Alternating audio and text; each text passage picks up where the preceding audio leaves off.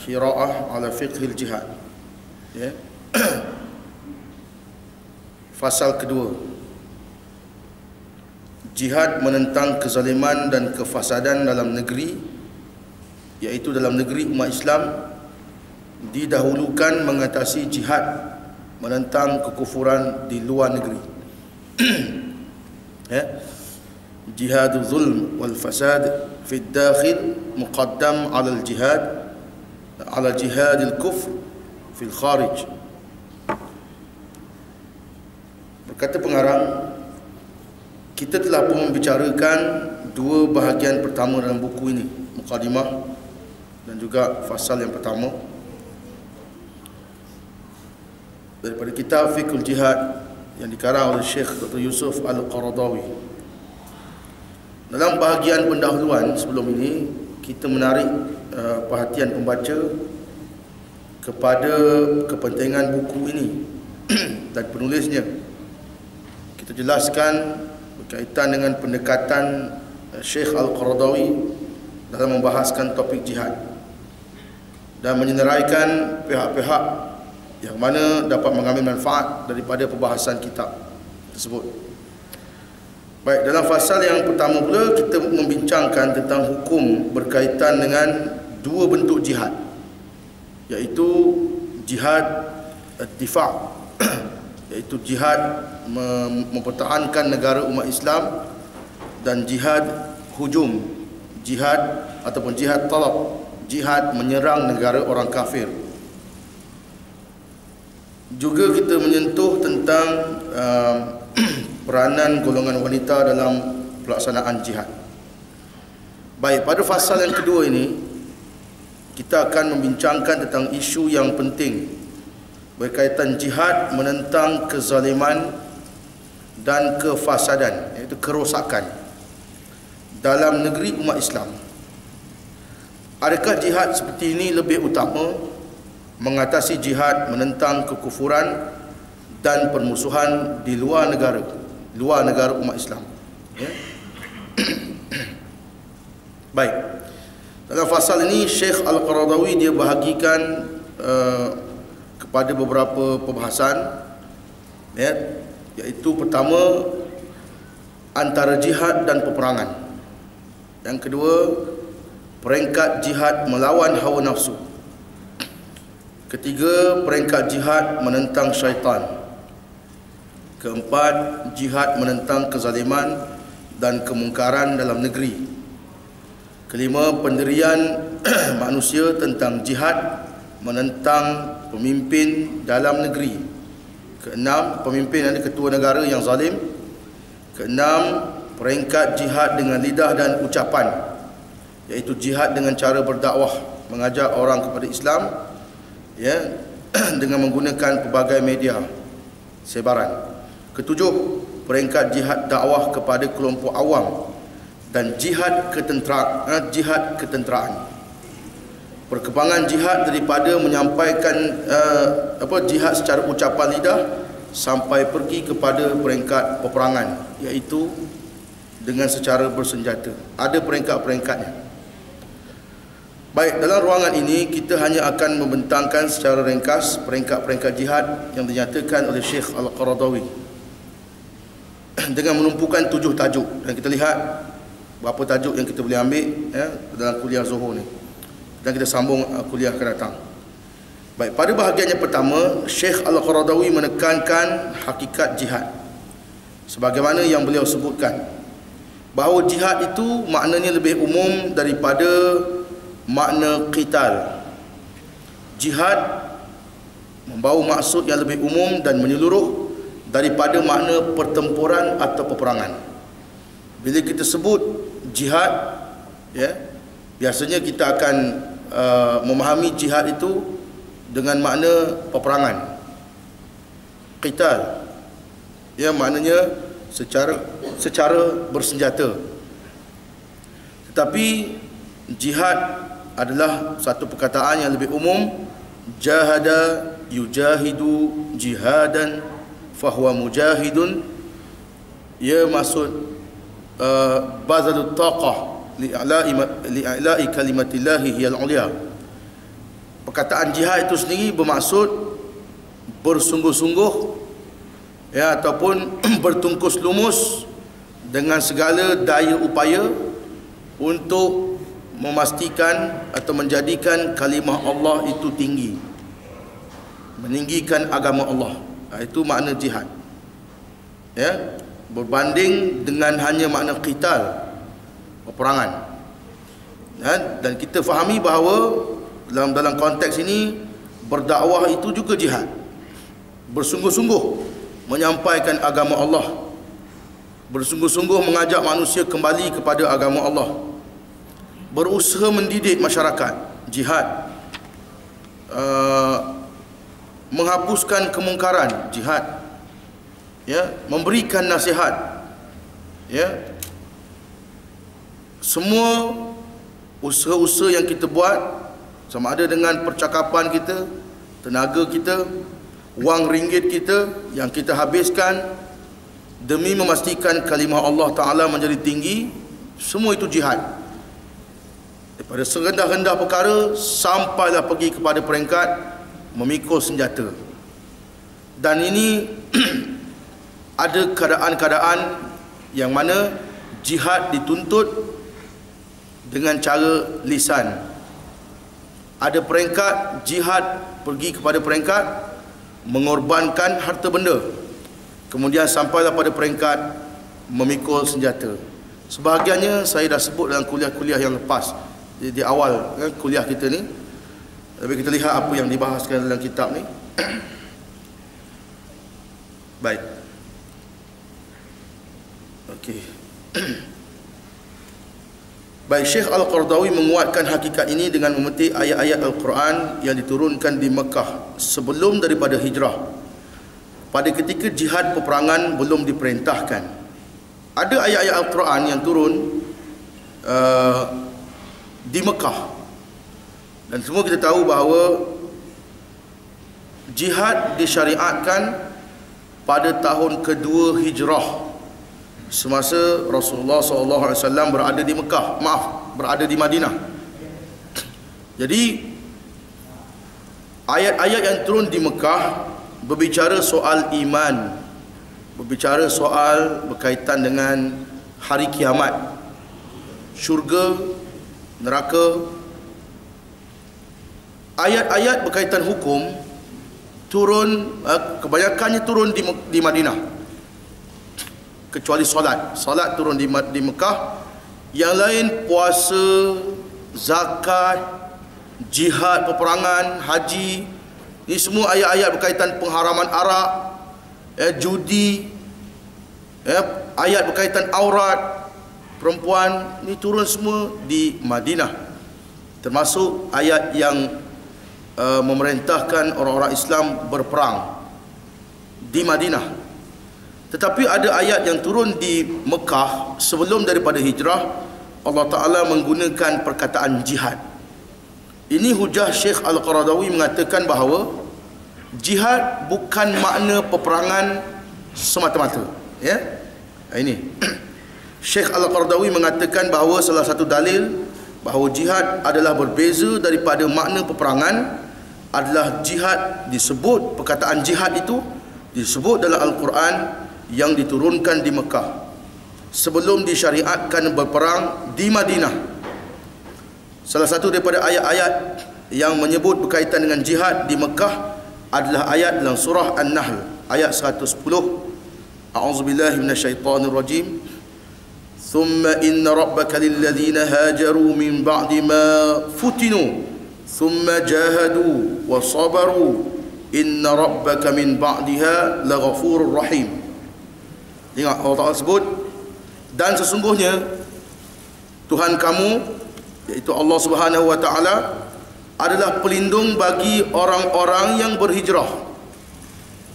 Allah Ta'ala memerintahkan orang-orang beriman berhijrah daripada Mekah ke Madinah dalam keadaan ada sebahagian mereka ragu-ragu, takut nak meninggalkan tanah air, bimbang ancaman orang-orang kafir, kemudian bimbangkan kehidupan yang tidak pasti di Madinah. Macam kita kalau zaman sekarang ni, kita nak tinggalkan keluarga, harta benda, rumah, anak pinak, nak pergi ke satu negeri yang lain yang belum tahu keadaannya bagaimana. Rumah, tempat tinggal tak tahu, kerja pun tak tahu, pendapatan lagi, makan minum, benda yang tak pasti. Tetapi Allah Ta'ala mengarahkan, memerintahkan orang-orang beriman ini berhijrah. Jadi Allah Ta'ala menyatakan Allah lah yang melindungi orang-orang yang berhijrah selepas daripada mereka itu menderita dengan ujian. Min ba'di ma futinu, mereka telah diuji dengan ujian-ujian yang dahsyat semasa di Mekah. Sebahagiannya dibunuh, diseksa, ya, dengan begitu dahsyat. Allah Ta'ala menjamin kehidupan mereka selepas mana mereka berhijrah. Cuma yakin perintah Allah Ta'ala ini pasti ada hikmah yang besar. Dan orang-orang beriman diuji. Sanggup tak tinggalkan tanah air, sanggup tak tinggalkan negara, negeri, tanah air, kampung halaman, untuk pergi ke negeri yang baru selepas daripada peristiwa apa nama ni, Bai'atul Aqabah Ats-Tsaniyah, Bai'ah Aqabah yang kedua, ya, di mana Rasulullah SAW mengikat perjanjian dengan 72 orang daripada Yathrib, 70 laki-laki dan 2 orang perempuan, pada tahun ke-13 kenabian, bulan Zulhijjah, di antara hari-hari tasyrik. Perjanjian yang membawa kepada hijrah kaum muslimin daripada Mekah ke Madinah. Dan Allah Ta'ala menyatakan tentang hijrah itu, thumma jahadu wa sabaru, ya, thumma jahadu wa sabaru, kemudian mereka berjihad dan bersabar. Ayat tentang jihad dan sabar menghadapi ujian ini turun di Makkah. Bermakna orang-orang beriman, kesanggupan mereka untuk meninggalkan kampung halaman, tanah air, adalah satu jihad. Berhijrah daripada Mekah ke Madinah untuk bersama-sama dengan Rasulullah SAW adalah jihad. Jadi Syekh Al-Qaradawi menyatakan ayat ini menunjukkan jihad. Ketika mana ayat ini diturunkan bukan dengan makna peperangan, sebaliknya jihad dengan melaksanakan perintah Allah untuk berhijrah, meninggalkan tanah air, ya. Sesungguhnya Tuhanmu sesudah itu benar-benar Tuhan yang Maha Pengampun lagi Maha Penyayang. Surah An-Nahl ayat 110. Kata Syekh Al-Qaradawi lagi, ini bukannya satu-satu surah dalam surah An-Nahl yang menyebut tentang hijrah ya, dan golongan muhajirin. Malah ada lagi ayat-ayat yang sebelumnya dinyatakan di sini. Dalam surah An-Nahl ayat 41 hingga ayat 42. Qala Allah Ta'ala, walladzina hajaru fillahi min ba'di ma zulimu lanubawwi'annahum, ya, Allah Ta'ala menyebut lanubawwi'annahum fid dunya hasanah wal ajrul akhirati akbaru law kanu ya'lamun. Dan orang-orang yang berhijrah kerana Allah sesudah mana mereka itu dizalimi. Allah Ta'ala menyebut, ya, ada nun taukid, ya, apa ni, lanubawwi'annahum, ya, kami pasti akan berikan mereka tempat yang baik di dunia, ya, dan ganjaran akhirat, pahala di akhirat itu lebih besar sekiranya mereka mengetahui. Ya, Allah Ta'ala menyatakan bahawa ayat ini sebagai dalil bahawa orang-orang yang berhijrah daripada Mekah ke Madinah, mereka telah melaksanakan jihad walaupun ketika itu belum ada perintah untuk berperang. Baik. Satu lagi dalil bahawa jihad tidak semestinya bermakna peperangan adalah firman Allah Subhanahu wa taala yang ditujukan kepada Rasulullah sallallahu alaihi wasallam, yaitu ya ayuhan nabi jahidil kuffara wal munafiqin waghluz alaihim wa ma'wahum jahannam wa bi'sal masir. Surah At-Tahrim ayat 9. Ya. Maksud dia, wahai Nabi, berjihadlah menghadapi orang-orang kafir serta orang munafik dan bersikap keraslah terhadap mereka. Tempat tinggal mereka itu adalah neraka Jahannam. Ma'wahum, maknanya mereka ni akan balik pada hari akhirat. Tempat tinggal mereka adalah neraka Jahannam. Ya, wa bi'sal masir, itulah seburuk-buruk tempat kembali. Kalau kita lihat pada ayat ini, Allah Ta'ala memerintahkan Nabi SAW, ya ayuhan Nabi jahidil kuffar, wahai Nabi, berjihadlah menghadapi orang-orang kafir. Kemudian dia ada waw ataf, wal munafiqin. Kalau dia berhenti setakat tu, jahidil kuffar, okey, kita faham berjihad menghadapi orang kafir dengan makna peperangan. Tetapi bila Allah Ta'ala menambah dengan orang-orang munafik, berjihad menghadapi orang kafir dan munafik dalam sirah Nabi SAW. Kalau kita kitab Maghazi, kalau kita lihat hadis-hadis Nabi SAW, tidak ada Nabi SAW membunuh atau berperang secara senjata peperangan, pertempuran dengan orang-orang munafik di Madinah. Jadi apa makna jihad menghadapi orang munafik di sini? Ya, kalau jihad itu semata-mata makna peperangan, bermakna Nabi SAW tak laksanakan perintah berperang dengan orang munafik. Bahkan kita lihat Nabi SAW dalam peperangan Uhud, ketika mana tentera Islam telah sampai di medan Uhud, ya, dengan 1000 Nabi SAW sampai di medan Uhud dengan jumlah tentera lebih kurang 1000 tentera.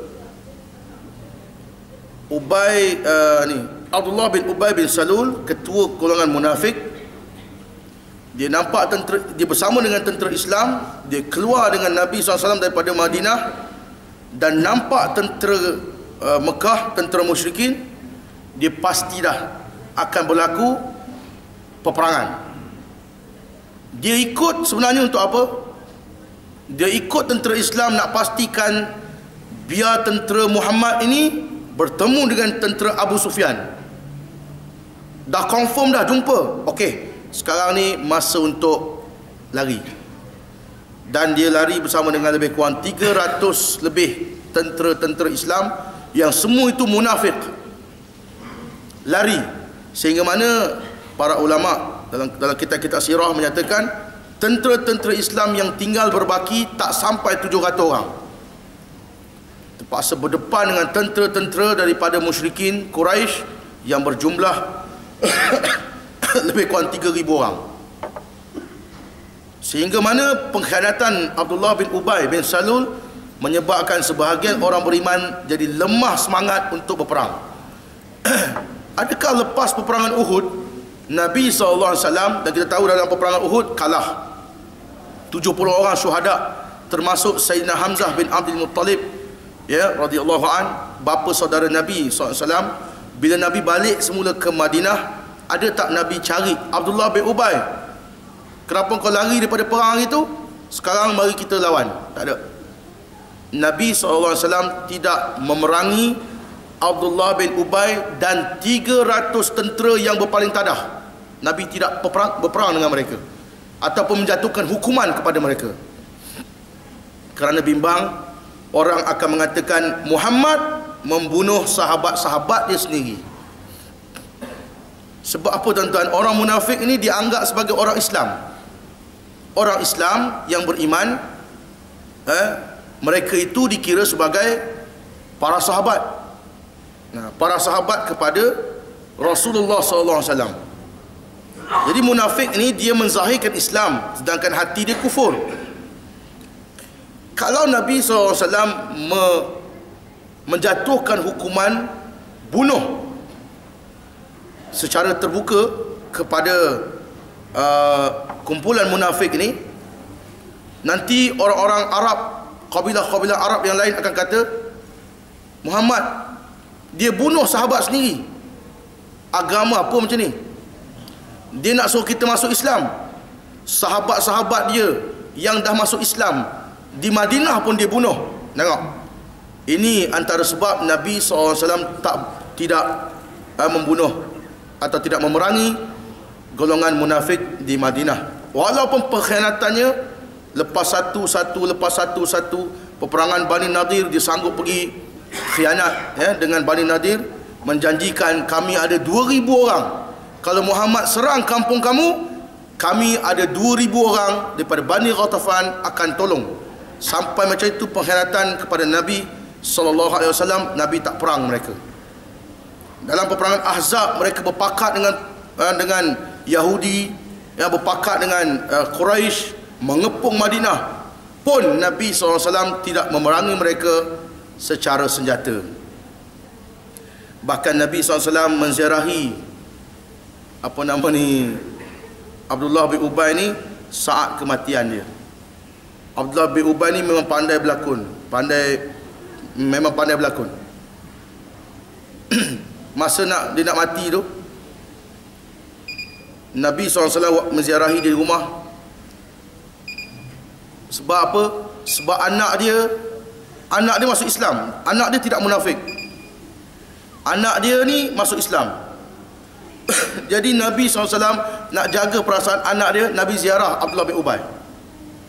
Abdullah bin Ubay bila nampak Nabi SAW datang, dia kata apa? Wahai Rasulullah, berikan aku jubah engkau.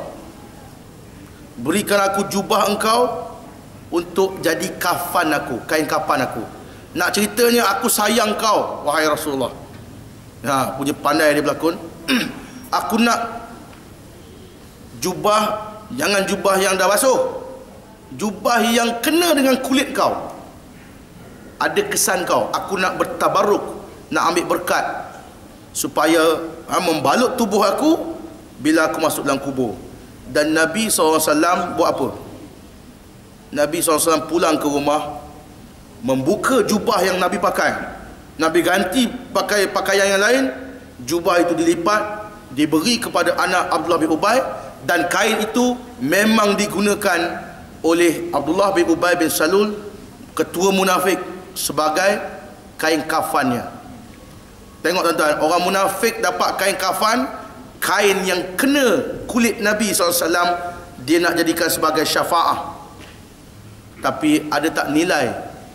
Kain itu bolehkah menyelamatkan dia di kubur? Nabi SAW kata pada anak dia tak boleh. Maknanya nak cerita macam tu punya jahat orang-orang munafik. Ada tak Nabi SAW melancarkan peperangan terhadap mereka? Jawapannya tak ada. Peperangan dengan maksud senjata, tak ada. Di sini bermaksud ayat yang kita baca tadi, ya ayuhan nabi jahidil kuffar wal munafiqin waghluz alaihim. Ayat itu sebenarnya menyuruh Nabi SAW menghadapi orang-orang munafik itu, memberitahu kepada Nabi SAW bahawa orang munafik ini ada ancamannya yang tersendiri.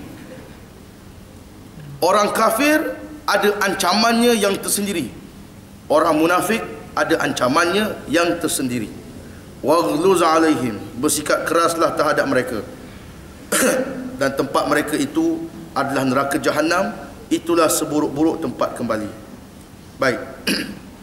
Kemudian Syekh Al-Qaradawi merujuk kepada penjelasan Al-Imam Ibn Qayyim. Ya, Al-Imam Ibn Qayyim. Sekejap. Dalam meluaskan pengertian tentang peringkat-peringkat jihad. Maknanya jihad itu tidak terhad kepada pengertian berperang semata-mata. Berdasarkan hujah-hujah yang saya sebut tadi, ayat-ayat Al-Quran yang kita baca tadi. Jadi jelaslah jihad bukan semata-mata makna berperang. Menurutnya kedudukan jihad adalah kewajipan yang tertinggi dalam Islam, dan orang-orang yang melaksanakannya akan menduduki tempat yang tertinggi dalam syurga, seperti mana mereka mendapat penghormatan di dunia. Mereka adalah golongan yang paling mulia dalam kehidupan di dunia dan akhirat. Rasulullah SAW mendapat tempat tertinggi dalam berjihad kerana baginda menguasai semua jenis jihad, dan baginda berjihad dengan sebenar-benar jihad. Jahada fillahi haqqa jihadih. Insan yang diutuskan oleh Allah Subhanahu wa taala, Nabi Muhammad SAW, dia ajar kepada kita jihad, dan dia melakukan semua bentuk jihad sampai kepada peringkat peperangan. Yang ini dibahaskan oleh Imam Ibn Qayyim, bahawa ada orang dia jihad menentang hawa nafsu, dan dia kata itulah jihad yang paling tinggi aku buat. Ada orang dia jihad dengan harta benda, menginfak, menderma, tetapi dia tidak mampu sampai peringkat pergi berperang. Ada orang berjihad dengan berdakwah, menyampaikan agama, berceramah, begitu begini, tidak mempedulikan, la yakhafuna laumata laim, tak pedulikan cercaan orang, cakap menyampaikan Islam. Itu juga jihad. Ada jihad sampai kepada peringkat jihad apa dia Nabi SAW sebut, kalimatul haq inda sultanil jair, menyatakan kebenaran di hadapan pemimpin yang zalim. Antaranya Sultanul Ulama Izzuddin Abdus Salam rahimahullah, seorang ulama yang berani menegur sultan, pemimpin. Di zaman di mana para ulama ketika itu mengampu kerajaan, mengampu pemerintah, semuanya berfatwa mengikut kemahuan sultan, kemahuan pemimpin. Dia seorang je yang berani. Dia pergi ke depan, dalam keadaan berseorangan, dia menegur pemimpin ketika itu. Kata-katanya itu boleh menyebabkan dia dibunuh. Para ulama yang ada dalam majlis di mana dia tegur pemerintah, ada dalam majlis tu, bila dengar apa kata-kata yang disebut kepada pemerintah, mereka bimbang. Izzuddin Abdus Salam akan dipancung. Lalu mereka pun berundur dan mengangkat jubah mereka. Bimbang kalau sultan cabut pedang, pancung, nanti darah bersimbah kena jubah mereka yang mahal. Itu yang dia fikir. Dia fikir nanti kan kalau kena pancung, sia-sia kena darah kat jubah ni. Jubah dah lah mahal. Ini antara satu bentuk jihad, menyatakan kebenaran di depan pemerintah yang zalim. Sebab sultan ketika itu mengenakan cukai-cukai yang membebankan rakyat, sedangkan Izzuddin Abdus Salam dia tidak bersetuju dan menegur, walaupun risiko yang ditanggung ialah dia akan dipancung. Itu satu bentuk jihad. Tapi dia mungkin tak dapat melaksanakan jihad sampai pergi ke medan perang. Begitu juga Ibn Taymiyah. Banyak ulama-ulama, Imam An-Nawawi, semua melaksanakan jihad, tetapi sampai kepada peringkat melaksanakan semua bentuk jihad adalah Nabi Muhammad sallallahu alaihi wasallam. Bagindalah insan yang diutuskan oleh Allah, dia melaksanakan semua bentuk jihad. Jadi tak betul kalau kita kata jihad itu hanya menentang hawa nafsu. Sekarang ini dia ada satu nak kata trend,